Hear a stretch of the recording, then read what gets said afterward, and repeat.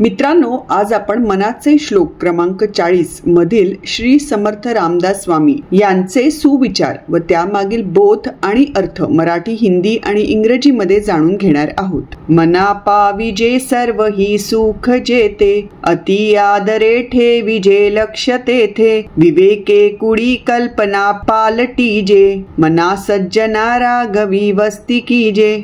अर्थ मराठी।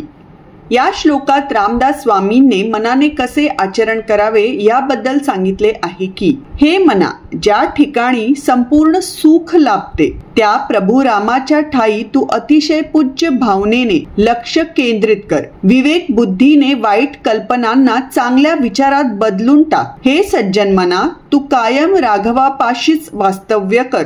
मित्रांनो, मनात सतत चांगले व वाईट विचार येत राहतात, परंतु ईश्वर भक्तीने परिपक्व झालेल्या बुद्धीला चांगले व वाईट विचार यातला फरक ओळखता आला पाहिजे। एवढंच नव्हे तर वाईट विचारांना चांगल्या विचारांमध्ये पलटवता देखील आले पाहिजे, ज्यासाठी मनाला ईश्वर चिंतनात लीन ठेवणं फार महत्वाचं आहे। अर्थ Hindi.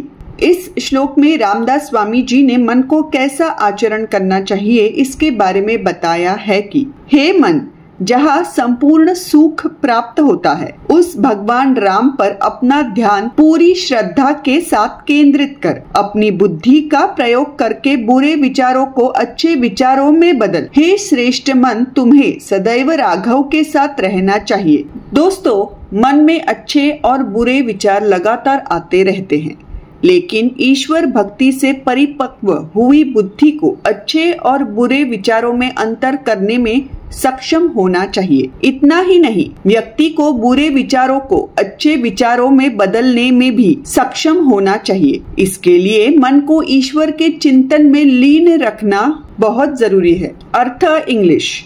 In this shloka, Ramdas Swami ji has talked about how the mind should behave. He says, "O mind, where all happiness is attained, focus your attention on that Lord Ram with full faith. Change bad thoughts into good thoughts by using your intelligence.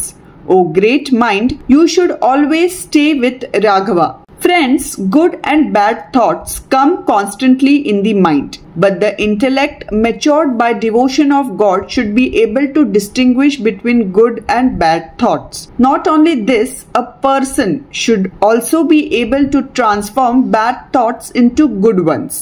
Therefore, it is very important to keep mind absorbed in the meditation of God. तर मित्रांनो, आजचा हा video तुम्हाला आवडला असल्यास हे संस्कार व सुविचार लोकांपर्यंत पोहोचवण्याकरिता तो नक्की शेअर करा आणि मैत्री दोस्ती कॉर्नर हे चॅनल जरूर सबस्क्राइब करा। धन्यवाद। राम कृष्ण हरी।